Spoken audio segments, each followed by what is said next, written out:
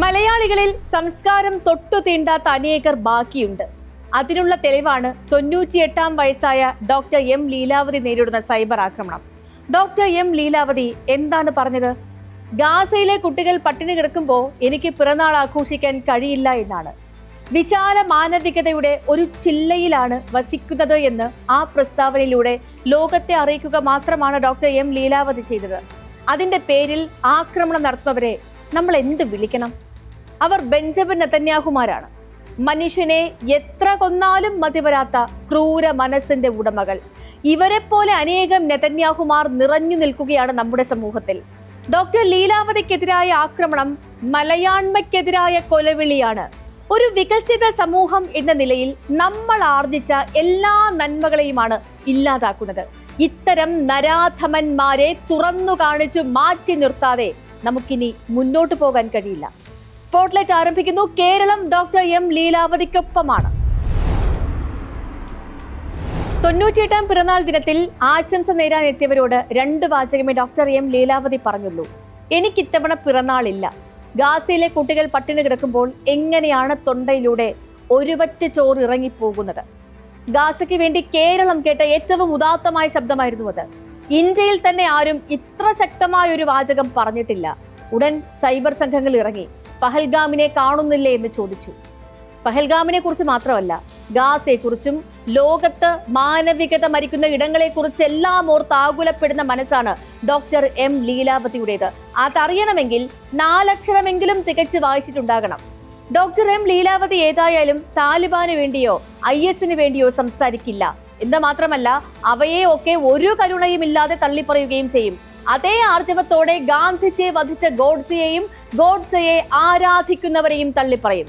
നമ്മുടെ കൺമുന്നിലുള്ള ഗാന്ധിയൻ തലമുറയിൽപ്പെട്ട അപൂർവം ആളുകളിൽ ഒരാളാണ് ഡോക്ടർ എം ലീലാവതി. എല്ലാത്തരം സമഗ്രാധിപത്യങ്ങൾക്കുമെതിരായി മനുഷ്യ നന്മയ്ക്കു വേണ്ടിയുള്ള പ്രാർത്ഥനയാണ് ആ ജീവിതം.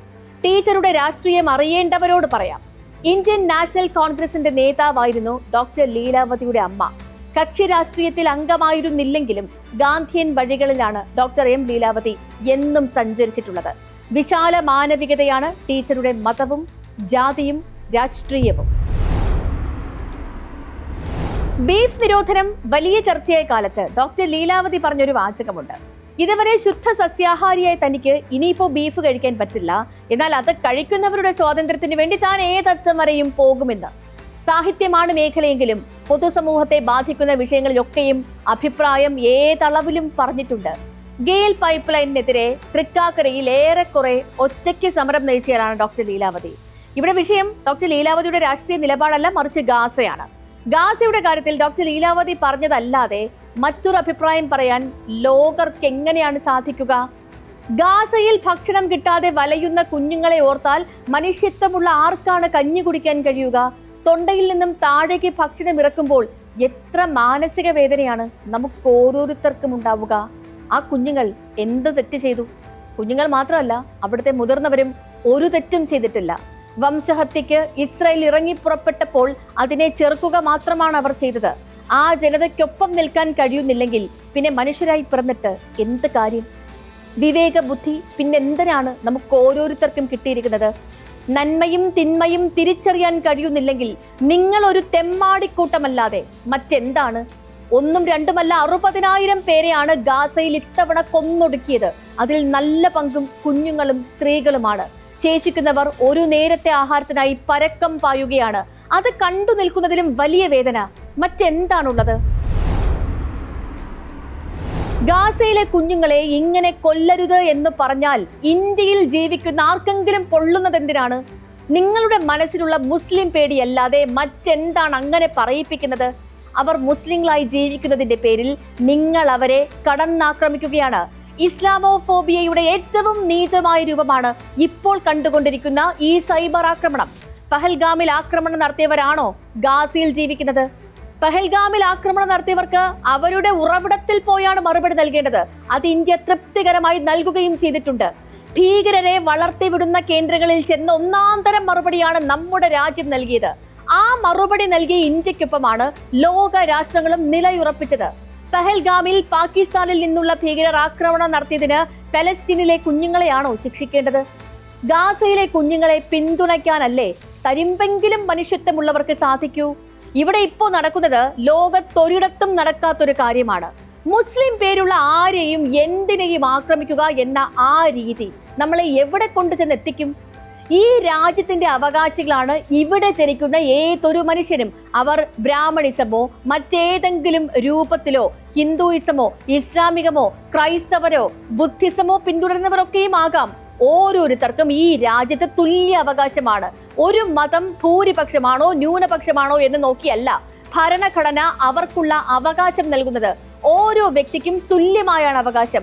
142 കോടി ജനതയിൽ ഓരോരുത്തർക്കും തുല്യമാണ് ആ അവകാശം. അതല്ലാതെ ഭൂരിപക്ഷ മതത്തിന് പ്രത്യേകമായ എന്തെങ്കിലും ഒരു മേന്മ നമ്മുടെ ഭരണഘടന നൽകുന്നില്ല. നിങ്ങളുടെ ഇസ്ലാമോഫോബിയ വളർത്തിയെടുക്കാൻ ഈ മണ്ണ് പര്യാപ്തമായി പാകപ്പെട്ടിട്ടുമില്ല. ഡോക്ടർ എം ലീലാവതിയെ ഇപ്പോൾ എതിർക്കുന്നത് ആരാണ്? അതിവിടെ ഇസ്ലാമോഫോബിയ തലയ്ക്ക് പിടിച്ചിരിക്കുന്ന ഒരു സംഘമാണ്. അത് ഇവിടുത്തെ മുസ്ലിങ്ങൾ എന്തെങ്കിലും വിധ്വംസക പ്രവർത്തനം നടത്തിയതിന്റെ പേരിൽ ഉണ്ടായതല്ല. രാഷ്ട്രീയമായ നിലനിൽപ്പിനായി മുസ്ലിങ്ങളെ ശത്രുക്കളായി പ്രഖ്യാപിച്ചിരിക്കുന്നവരാണ്. അവർക്ക് ഇങ്ങനെ ദിവസവും നിലനിൽക്കാൻ സൈബർ ലോകത്ത് ഇങ്ങനെ ഏതെങ്കിലുമൊക്കെ ഇസ്ലാം വിരുദ്ധ വിഷയങ്ങൾ വേണം. ചെറിയ അവസരങ്ങളിൽ പോലും അവർ വളർത്തി വലുതാക്കുകയാണ്. ഈ ഇസ്ലാം വിരുദ്ധ പ്രചാരകരുടെ കാലത്തായിരുന്നുവെങ്കിൽ MG വാസുദേവൻ നായർക്ക് അസുരവിത്ത് എന്ന പുസ്തകം പ്രസിദ്ധീകരിക്കാൻ കഴിയുമായിരുന്നോ? ഇസ്ലാമിലേക്ക് മതം മാറിയ ശേഷം കിഴക്കേ മുറിയിൽ കോളറ പിടിച്ച് കഷ്ടപ്പെടുന്നവരെ സഹായിക്കുകയാണ് പഴയ ഗോവിന്ദൻകുട്ടി. ആരും തിരിഞ്ഞു നോക്കാതെ അഴുകിയ ശവങ്ങൾ ഒറ്റയ്ക്കെടുത്തുകൊണ്ട് പോയി മറവ് ചെയ്യുകയാണ്. ഇന്നത്തെ കാലത്താണ് MG ഇങ്ങനെ ഒരു കഥ എഴുതിയത് എങ്കിൽ ഇവിടെ ഫിഷൻ ജിഹാദ് നടപ്പാക്കുന്നു എന്നൊരു ആരോപണം അദ്ദേഹം നേരിടേണ്ടി വരുമായിരുന്നു. നോട്ട് നിരോധനത്തെ എതിർത്തതിന്റെ പേരിൽ പിന്നീട് MG നേരിട്ട സൈബർ ആക്രമണം അത് മറക്കാൻ സമയമായിട്ടുണ്ടോ? ഒന്നും വേണ്ട. ഹിസ് ഹൈനസ് അബ്ദുള്ള എന്ന മുഖ്യധാരാ സിനിമ അത് ഇന്നത്തെ കാലത്താണെങ്കിൽ റിലീസ് ചെയ്യാൻ അനുവദിക്കുമായിരുന്നു. ഇങ്ങനെ എത്ര അനുഭവങ്ങളുണ്ട് നമ്മുടെ മുന്നിൽ എണ്ണി എണ്ണി പറയാൻ. ഡോക്ടർ എം ലീലാവതിയെ കടന്നാക്രമിക്കുന്നവർ മനുഷ്യരാണെന്ന് പറയാൻ കഴിയില്ല. അവർ ചിന്താശേഷിയോ മനുഷ്യത്വമോ ഇല്ലാത്ത വെറും ഉപകരണങ്ങൾ മാത്രമാണ്. ആരുടെയൊക്കെയോ ഇച്ഛയ്ക്കനുസരിച്ച് പ്രവർത്തിക്കുന്ന വെറും സോഫ്റ്റ്വെയറുകൾ മാത്രം. അത്തരം യന്ത്ര മനുഷ്യർക്ക് മുന്നിൽ തല കുനിക്കാനുള്ളതല്ല ഡോക്ടർ ലീലാവതിയുടെ സഫല ജീവിതം. അങ്ങനെ ശ്രമിക്കുന്നവരെ കേരളം ഒറ്റക്കെട്ടായി തോൽപ്പിക്കുകയും വേണം. സ്പോട്ട്ലൈറ്റിനി മറ്റൊരു വിഷയമായി വീണ്ടും നാളെ ഇതേ സമയം.